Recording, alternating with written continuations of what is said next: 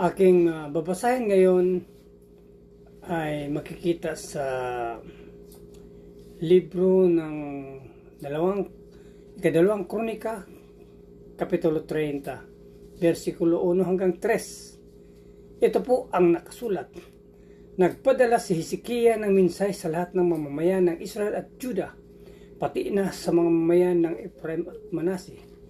Inimbitan niya sila na pumunta sa templo ng Panginoon sa pagdiriwang ng pista ng paglampas ng anghel bilang pagpaparangal sa Panginoon, ang Diyos ng Israel. Nagpasya si Haring Hezekiah at ang kanyang mga opisyal at ang lahat ng mamamayan ng Jerusalem ay pagdiwang ang pista ng paglampas ng anghel sa ikalawang buwan. Dapat sana'y gaganapin ang pista ito sa unang buwan, pero kakaunti lang ang mga pari na naglinis sa kanilang sarili sa panahon yun at hindi nagtipon ang mga tao sa Jerusalem. Yun lang po. Maraming salamat. Purihin ang Panginoon. God bless. Isang mapagpalang gabi po sa ating lahat. Ngayong gabi po, ang aking babahagi ay mula sa aklat ng ikalawang mga kronika, Kabanata 30, talata 4 hanggang 7. Nagkaisa ang hari at ang buong kapulungan sa ganoong panukala, kaya't ibinalita nila sa buong Israel mula Berseba hanggang Dan na kailangan dumalo ang lahat sa Jerusalem upang idaos ang Pasko ni Yahuwah, ang Diyos ng Israel. Ayon sa ulat, ito ang pagtitipong dinaluhan ng pinakamaraming tao. Ganito ang nakasaad sa paanyaya na pinadala ng hari at ng mga pinuno. Mga taga-Israel, magbalik loob kayo kay Yahuwah, ang Diyos ni Abraham, Isaac at Israel, upang kalingain niyang muli ang mga nakaligtas sa inyo na di nabihag ng mga hari ng Assyria. Huwag ninyong tularan ugali ng inyong mga ninuno at mga kababayan na nagtaksil sa Panginoong Yahuwah, kaya matindi ang parusos sa kanila ng Diyos tulad ng inyong nakikita ngayon. Muli po, ang pagpupuri po ay sa ating Amang Lumikha sa pagkakabasa ng kanyang salita. Amen. Isang pagpalang gabi po sa ating lahat. Ang aking pambabasahin ngayon mula sa libro ng Ikalawang Kronika, chapter 30, verses 8 to 11. Kaya huwag maging matigas ang inyong ulo, gaya ng inyong mga ninuno, kundi magpasakop kayo sa Panginoon. Pumunta kayo sa templo na kanyang pinabanal magpakailanman. At maglingkod kayo sa Panginoon na inyong Diyos, upang mawala ang matindi niyang galit sa inyo. Sapagkat kung manunumbalik kayo sa Panginoon, kahabagan ng mga bumihag ang inyong mga anak at mga kamag-anak, at babalikin sila rito sa lupain, sapagkat matulungin at mahabagin ng Panginoon na inyong Diyos. Hindi niya kayo tatalikuran kung manunumbalik kayo sa Kanya. Pumunta ang mga mensahero sa bawat bayan sa buong Ephraim at Manases hanggang sa Zebulun. Pero pinagtawanan lang sila at hinamak ng mga tao. Ngunit may ibang galing sa Asher, Manases at Zebulun na nagpakumbaba at pumunta sa Jerusalem. Amen. God bless po. Magandang gabi po sa ating lahat. Ang babasahin ko po ngayon ay mula po sa ikalawang kronika, chapter 30, verse 12 to 15. Kumilos din ang Panginoon sa mga taga-Juda upang magkaisa sila sa pagtupad ng utos ng hari at ng mga opisyal, ayon sa utos ng Panginoon. Kaya, ng ikalawang buwan, maraming tao ang nagtipon sa Jerusalem sa pagdiriwang ng pista ng tinapay na walang pampaalsa. Inalis nila ang mga altar para sa mga Diyos-Diyosan sa Jerusalem, pati ang mga altar na pinagsusunugan ng insenso, at itinapon nila ang lahat ng ito sa lambak ng Kidron.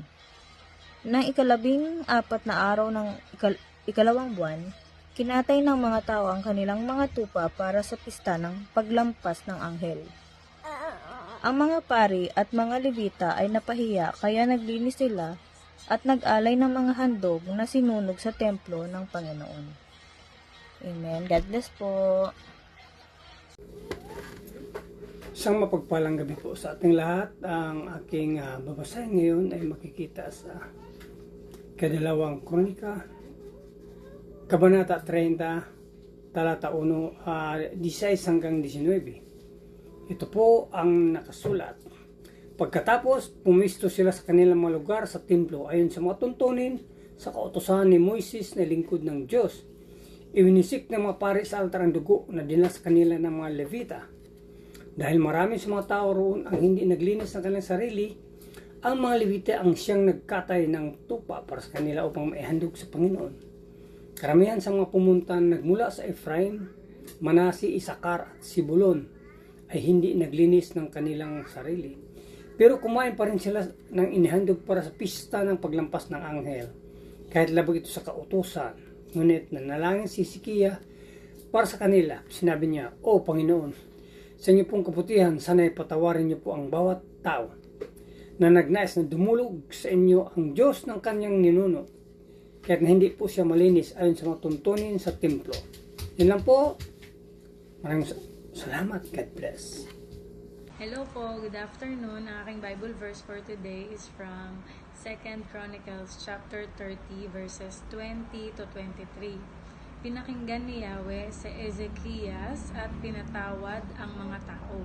7 araw nilang ipinagdiwang ang pista ng tinapay na walang pampaalsa.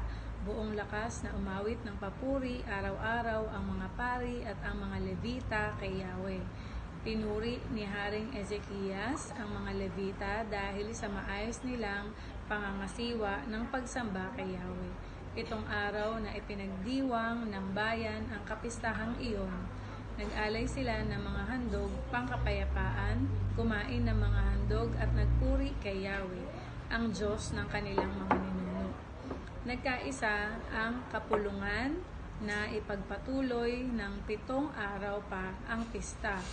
7 araw pa silang nagsaya. Amen. Ang mabuting balita ng ating Panginoon.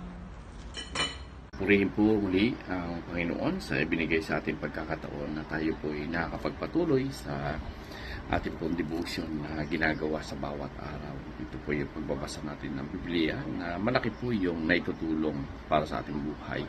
At tayo nga po ay nasa 2 Chronicles chapter 30, verse 24 to 27 ang ating pong babasahin. So sabi po dito, nagbigay si Haring Hezekiah sa mga tao ng 1,000 toro, 7,000 tupa at kambing. Nagbigay din ng mga opisyal ng 1,000 toro at 10,000 tupa at kambing.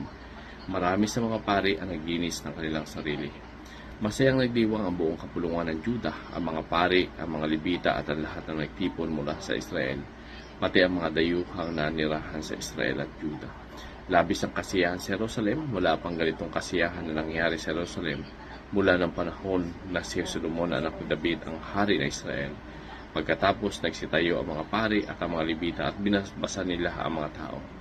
At pinakinggan ito ng Diyos sa langit sa kanyang banal na tahanan. So purihin po ang Panginoon sa pagkakabasa po ng kanyang salita. So dito po natin makikita na talaga nag-extension na naman po sila ng 7 araw. At dito makikita natin na si Haring Hezekiah ay nagbigay sa mga tao ng 1,000 toro, 7,000 tupa at kambing. At dito nakita rin natin na nagbigay din po yung mga opisyal ng 1,000 toro at 10,000 tupa at kambing.